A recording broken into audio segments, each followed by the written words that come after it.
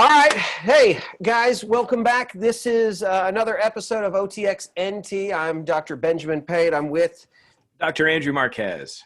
And we today are going to be talking about the celebration of the festival Purim. And if you are a Baptist or Christian, you probably are not celebrating it. I know I never really grew up ever celebrating it. I mean, I heard about it. Actually, the first time I heard about it when I was in Israel, and I was a kid just visiting. So, hey, let's get started, and then let's talk about it and have a little fun with it, and we'll get on with it, man. So you're up. You want to lead us and start our prayer? I will. I'm super excited. I think you're going to teach me a lot of stuff. So. Oh, I'm going to. Just right. Get ready. It'll be good. Let's pray. Our Father, who art in heaven, hallowed be thy name. Thy kingdom come, thy will be done on earth as it is in heaven. Give us this day our daily bread, and forgive us our trespasses as we forgive those who trespass against us. And lead us not into temptation, but deliver us from evil. For thine is the kingdom and the power and the glory forever and ever. Amen. Amen. All right. So, okay, here's the deal. I said you probably have never heard of Purim. And if you are a Messianic Jew, you have probably heard it. You probably are celebrating. Here's what I didn't realize, right? I didn't realize when going through this, let me stop this and just say this. I have been somebody who more lately in my life had been wanting to look more at the festivals of the Old Testament and incorporate those into my life for my family. The reason being is that, I think it's good. It begins to, fill up our year of things to look forward to, things to celebrate. As a Baptist, I love the foods that come with it. But one of the things that you'll see is when you go through these holidays is they always all have some sort of biblical significance. My problem with some of the holidays that we celebrate is, while I love the ones that celebrate our country or some of those, things like that, or the issue that I have with some of the others is they don't really have much meaning, right? They're things that we do, and we might have a cookout, but we don't really actually spend any time reflecting as a family. I mean, really, I think the closest we get to that of a kind of a non-biblical holiday would be Thanksgiving, where you're still trying to reflect, and and the meal still is a piece of, kind of trying to look back to what might have been, what they might have eaten before, even though I know it's probably way different now. But so that being said, Purim was one of the first ones I ever really encountered, and I loved it. So I remember as a kid being in Jerusalem, hanging out with some friends, and we went to this I can't remember where we were, but there was a place where all the kids were sitting down, and here's the weird thing: they were all in costume. And then what you could hear is, like, at certain times, it was in Hebrew, kids would be going, boo! And come to find out, right, is they're celebrating Purim, and they're reading through the story of Esther. And that's all part of the elements of this. So for the longest time, I just kind of figured maybe Purim was kind of just the Jewish Halloween, because people were all dressed up. But in fact, it's way more than that. And there was a part of me that's like, well, it's kind of weird that why does Purim get its own holiday? Why is it? And the question I was wanting to know was, and I never actually looked into it until not that long ago, of like, Purim is like a legitimate, like, biblical holiday. It's in the Bible. And so I'll get to where, for me, is why I think it's important, and why I think it's every Christian should think about adding it back into their life. Here's the deal. You'll see at the end of the book of Esther, if you go to, it's not the last chapter, but the one right before, chapter 9, you'll see reference to it. Now, let me stop and just give you a heads up, just to remind you the themes of Esther and why Esther is important, right? Because Esther is a story of God's providential hand. It's one of the few books in the Bible that never mentions God's name, but throughout it all, you see the providential hand of God working through and to ultimately bring a great salvation of his people.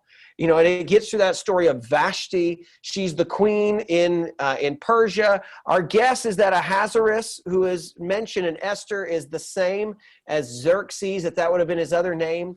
And, you know, it's interesting. You look up, like, what's that all about? You know, and it seems to be that in some drunken party, and actually, if you go to, and stop me, man, I'll just steamroll, man, if I don't stop. I get excited about this stuff. It's interesting. Go for it, man. I'm excited. There's an interesting thing. So, like, the king holds this big feast, and all of these elements play into how it's celebrated now, right? And he holds this big feast. It's like a week-long banquet. We've gone from talking about fasting to now, boom, this huge feast. And there's this big drunken festival. In fact, it's so bad that the king in it says chapter 1, verse 7, drinks were served in an array of gold goblets, each with a different design. Royal wine flowed freely according to the king's bounty.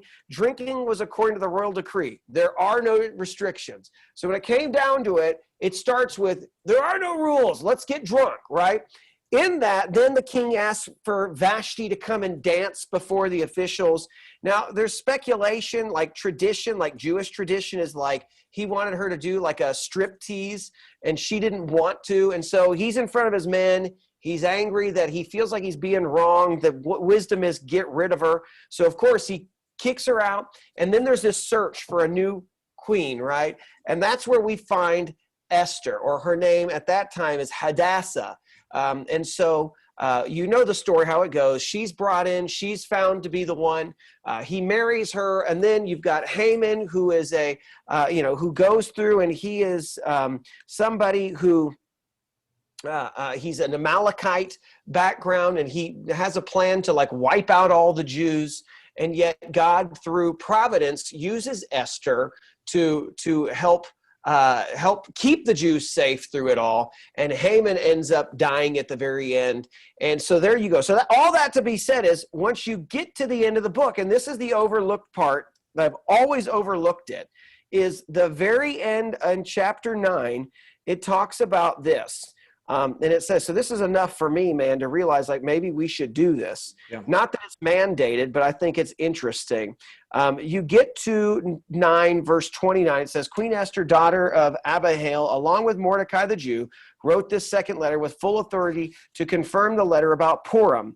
And he sent letters, and you'll see that, so that they've already been talking about, like, okay, so Purim is a time to celebrate. You'll go a little bit right before, and it says that in verse 26, for this reason, these days are called Purim, because of the word pur, because and so that's kind of where the idea is. The word Lot, as our guess, is that it comes from Lot, and then you also see a little bit prior to that, it says in verse 20 on, it says, Mordecai recorded these events, sent the letters to all the Jews in all of Ahasuerus' province, both near and far. He ordered them to celebrate the 14th and 15th days of the month of Adar every year, because during those days the Jews gained relief from their enemies. That was the month when their sorrow was turned to rejoicing, and their mourning into a holiday. And they were to be days of feasting, rejoicing, and sending gifts to one another and to the poor. So that's it in a nutshell, right? So we know the story of Esther, and even at the end of the book, they were starting to already celebrate this holiday. And so to me, like, that's something like, okay, why don't we do that anymore? That's an incredible story. And it's one that, like, I have one day a year, I can turn my family's attention, the church's attention, to this incredible story and celebrate with my people. So that's that. And I got some other little things, but I want to ask if you want to talk about anything. Yeah, I mean, it's really cool. You know, I did not know that it was actually in the Bible. I just thought it was a Jewish holiday until you had told me. No, it's in the book of Esther, you know, and kind of sharing my ignorance with everybody. But I think a lot of Christians don't even know that this is one of the prescribed celebrations, one of the big feasts of the Jews. And so it's really cool to see it right there, and how they celebrate it, giving presents and turning a day of sorrow into joy. And just to clarify, lot, you're referring to like dice or casting lots, not a character lot, but no, it's the lots, the Purim. And so God essentially is guiding luck and chance, and what was going to be a bad chance turned into good fortune, I'm guessing. Exactly. So how, I guess, would you celebrate this as a Christian today? Okay, so here's the Yeah. deal, man. One of the things I love about Jewish holidays, and let me say this, let me just say that if you've missed this for so long, first off, I think that there's been an issue of in the church, we have, for so long, we've tried to get rid of like, and I know there's history, you and I studied this as we were in school together, of how much neglect there was of the Old Testament. And some of that was purposeful. They didn't want to touch it because there were some problems with some people in the past, right? And we've more and more we've seen a reclaiming of this is our scriptures too. These are our scriptures too. So here's the deal. You read something like that and you might glance over and just say, oh, they had a holiday for each other. But you didn't realize like that was been carried on for year after year after year after year, and they still do it to today. So that's what's exciting to me, is that this has been a tradition that has been taking place since that time, right? Since that time, if you're going to go based on that, I guess we're looking at, in the 480s to 460s BC, that's been going on. And so here's kind of how you would celebrate this today. So I'll give you a couple things. So every element typically of one of the things I love about these Jewish holidays is they all have little things added to the story. So obviously some of the big ones that you see, there's feasting involved, there's charitable giving. You already see that in the text, right? That these are things that you do. You give to charity, you feast, but there's some other little funny things that they do that of how they celebrate it today that I think are kind of fun and something maybe you want to do with your own family. So one of the first things you do is you actually sit down and you read the whole book together.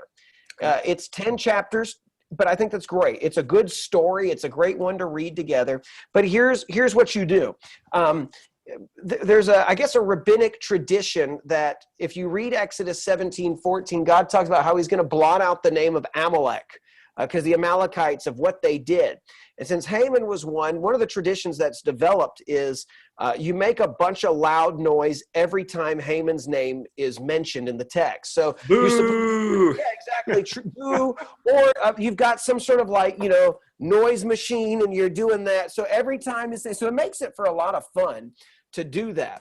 And then if you've got, in some traditions, if you bring up Mordecai's name, it's a, clapping. And so it kind of trains you to listen, but you're hearing the story. So one of the first things is you built in, read the story together. You have a meal.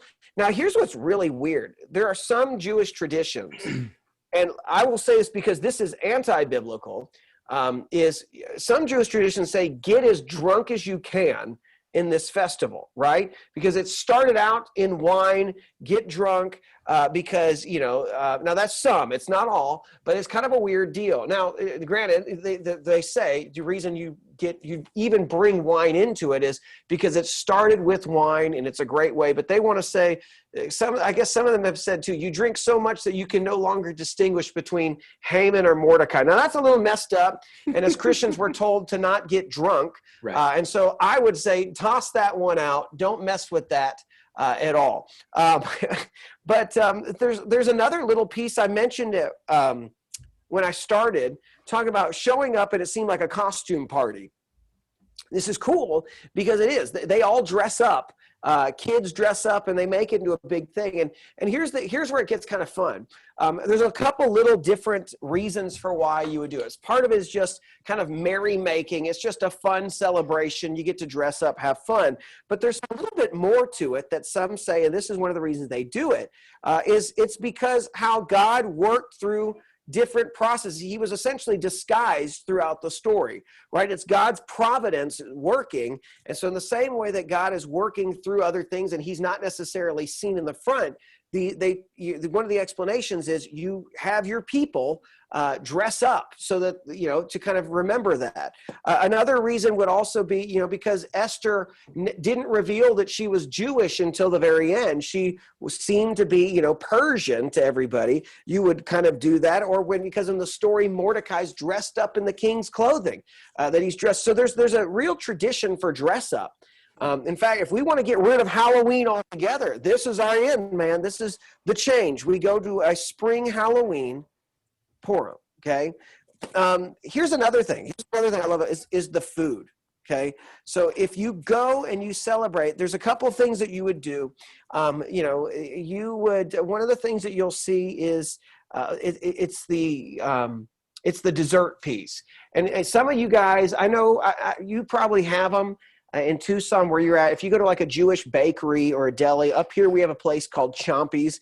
I absolutely love Chompy's. It's a great place, a little expensive, but you can go there and you'll find these in the bakery too. They're called, sometimes they're called Haman Tashin, or sometimes they're called Oznai, Haman, and essentially they're called Haman's ears. And so they're little triangles like that, and what they are is they're little pastries that have like either a raspberry filling or I'm trying to, what's the other word I'm thinking of? I can't remember what the other one was. I can't remember the orange. Anyways, you have a fruity pastry inside, and even those are meant to remind you of Haman, right? And you're eating his ears off and stuff like that. So it's kind of a fun thing to do. I know that there's more to the Haman's ears than necessary, but they're called that, right? They're a reminder of Haman getting it. The other thing is dumplings, something to where like some traditions will, and like I said, when you're dealing with Jewish tradition, it really depends on which region they came from and when these are. So what I'm giving is kind of like a whole kind of mix, and I'm saying I kind of like some of these and I'll incorporate them in. One of these is like a dumplings where you have meat and it's hidden under the dough, right? Because the idea is that it was hidden just like God's hand was hidden throughout the story. So you have doughy like dumplings that you would have there. And then also you would have, I've seen some, if you ever have challah bread, and I guess this is more of a raisin challah bread that you would use. And then some traditions go as far as like they'll have a head of bread that made to look like Haman, and then you can pluck his eyes out and stuff like that. So a lot of fun stuff there, but I love how the little elements point towards the story and how to talk about it too with kids. So I'm a fan this year. If you're looking at the calendar, and it's always in spring, this year Purim is on I believe it's the 26th of this month. So I will probably be with my small group at church, probably busting out some Haman's ears. But this is like the first year that we're going to really celebrate it as a family. We've always done the Haman's ears piece, but like, I think the pieces, the foods, those kind of things, how do we do it? And then, my kids are really young still, so I don't know how long they would take to make it through the whole reading of Esther. But it might make it 1 or 2 chapters by making them yell out, boo Haman, So there you go, man. That's kind of it in a nutshell. I can't wait. I can't wait for Purim to start. That's cool. I mean, it sounds like it's a lot of fun that we've been missing out on, and I think that there's great ways to get in on this. I'm thinking church movie night. One night with the king and just yell at Haman the whole time. Wouldn't that be fun? Some of this stuff's a little gruesome for maybe some of our Western sensibilities, but bring it back, man. Read Nahum, Yeah. Judgment comes on God's enemies. One of the things I think is interesting that just strikes me is this is like the only really exilic feast that I'm aware of that comes from outside of Israel. I guess obviously before Israel came into the land, we have Passover established, but it's almost like that. It's an exilic outside of the land, and it reminds me of the church being identified with the dispersion.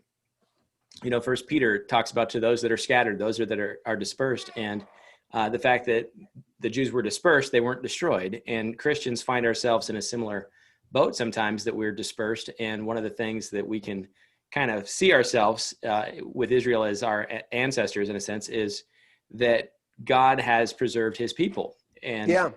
I think that brings a meaning to this that's really important to us today. If you're feeling as though hope is lost sometimes, this is a great holiday that we could celebrate and say, no, God's going to save his people and support his people. And so I think it's great. I think there's got to be a way to incorporate this. And I think churches are incorporating this. I did a little Google search and stuff. So cool deal. Yeah, man. I'll just say this. I think it's in our Bible. I think we should look at that. And even if you're weirded out by like, oh, these are Jewish holidays. I know some people have an issue with that because they're not Jewish or whatnot. And you're not a Messianic Jew. It's in our Bible, and it's another day to celebrate. You can make it a special day either with your church or with your family to get them to think about the saving acts of the Lord. And you can always take that and go gospel right after that of him saving too. So I think it's a great way. It's another celebration. If you think about the hardness of each year that comes, breaking them up with celebrations about how God can always save is a great way to add into your life. Very cool. Well, that is Purim. So it is. So get ready. Let's celebrate it together. Yeah. And let's do it. Let's have some Haman's ears and some dumplings, man. I think mine have to be fish, depending on what I'm doing with Lent, See, that's why I think I can't do Lent because I'm Purim. I got to make room for Purim, my big feast. So, all right, man. Well, let me say the blessing and we'll be done. You ready? Ready. May the Lord bless you and protect you. May the Lord make his face shine on you and be gracious to you. May the Lord look with favor on you and give you peace. God bless you guys. Thanks for hanging out with us. I hope you have a great rest of the week. Take care. Take care.